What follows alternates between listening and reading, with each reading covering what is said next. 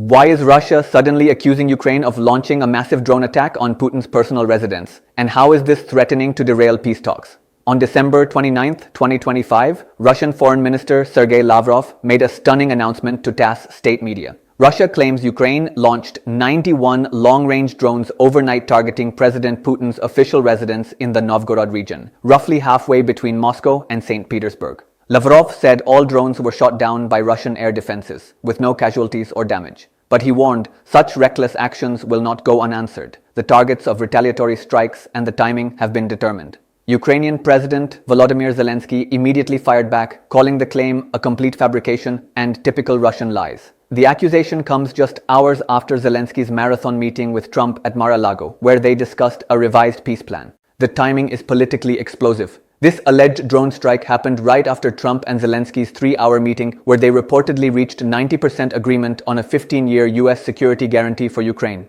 Trump was reportedly shocked and outraged when Putin informed him of the attack during their Monday morning call. The White House confirmed the Trump-Putin call was positive, but didn't address Russia's version of events. Lavrov directly linked the attack to peace talks, stating this action was carried out during intensive negotiations between Russia and the US. Zelenskyy accused Putin of using dangerous statements to undermine all achievements of our shared diplomatic efforts with President Trump. The Ukrainian leader warned, "It is critical that the world doesn't stay silent now. We cannot allow Russia to undermine the work on achieving a lasting peace." Russia is threatening to walk away from negotiations. Lavrov announced Russia would review its negotiating position and revise its stance due to the criminal Kyiv regime's shift to state terrorism.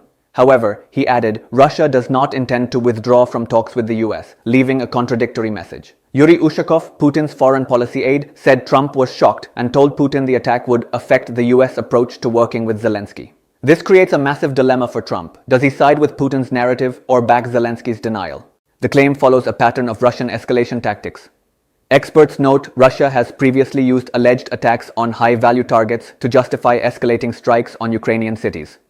Zelenskyy pointed out Russia has already targeted Kyiv's cabinet of ministers' building and civilian infrastructure. The Novgorod region residence, likely the Valdai presidential complex, is one of Putin's most secretive and heavily guarded properties. In 2012, opponents claimed Putin owned 20 palaces. Co-author Boris Nemtsov was assassinated in 2015. The location's secrecy makes verifying the attack nearly impossible, giving Russia narrative control. The peace deal hangs in the balance.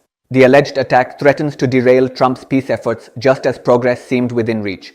Unresolved issues remain. Russia demands full control of Donbas, while Ukraine insists on a referendum for any territorial concessions. Russia currently controls 75% of Donetsk and 99% of Luhansk. If Putin uses this alleged attack as pretext to abandon talks, the war could escalate dramatically. Trump's credibility as a peacemaker and his relationship with both leaders faces its biggest test yet. What do you think? Should the international community immediately investigate Russia's drone attack claims before peace talks collapse? Or is this just fabricated Russian propaganda to justify more attacks on Ukraine? Drop your thoughts below.